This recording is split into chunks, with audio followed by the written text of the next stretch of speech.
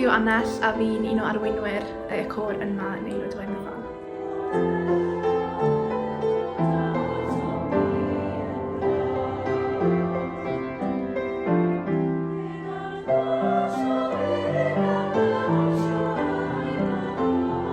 Fi yw Lois Campbell a fi sy'n gyfrifol am gyfryngau cymdeithasol yr Aelwyd.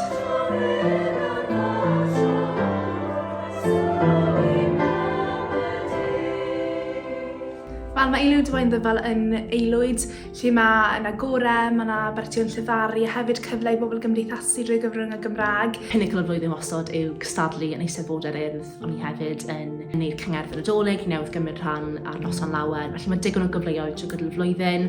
Fel rhywun sydd wedi graddio o ysgol y Gymraeg yn nawr yn ei cwrs ôl-ryddedig, mae'n neis gallu cael rhywbeth sydd dal yn rhan o'r gymuned Gymraeg yma yn Gaerdydd. Mae'r aelwyd yn rhoi cyfle i bobl o bob cefndiroedd o unrhyw gwrsiau ddod at ei gilydd i ganu i gymdeithasu drwy gyfrwng y Gymraeg a hefyd falle cwrdd â pobl gwahanol, pobl falle sydd ddim yn rhan o rhai gymdeithasau eraill Cymraeg y brifysgol. Fi yn joio canu, ond mwy na dim fi lico'r elfen gymdeithasol sydd gyda'r côr. Yn aml iawn, ni'n hoffi mynd mas am ddiodyr ôl ymarferion, felly cyfle i gymdeithasu. A mae'r ymarferion yn eitha ysgafn beth bynnag, dyn nhw ddim yn rhy drwm. Ni'n licio cael hwyl gyda'r ymarferion, felly mae'n gyfle neis i bawb ddod at ei gilydd a canu a mwynhau ar un pryd. Yn rhai bod chi'n gallu canu na darllen cerddoriaeth yn dim byd fel la.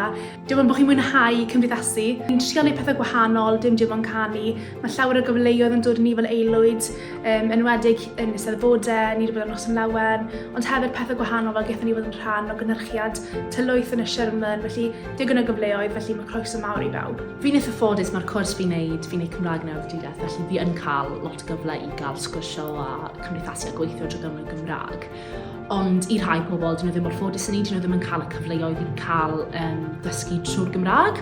Felly mae cael bod yn rhan o'r bethau fel Aelwyd Waun Ddyfal, dyn ni'n cael cymdeithasu yn y Gymraeg, jyst yn gwneud ni dimlo bach fwy fel cymuned Gymraeg yma yng Nghaerdydd. A mae hefyd yn gyfle i chi ddod i adnabod pobl sy'n siarad Cymraeg sydd ar gyrsiau gwahanol i chi, sydd mewn blynyddoedd gwahanol, sydd o bob man ar draws Cymru.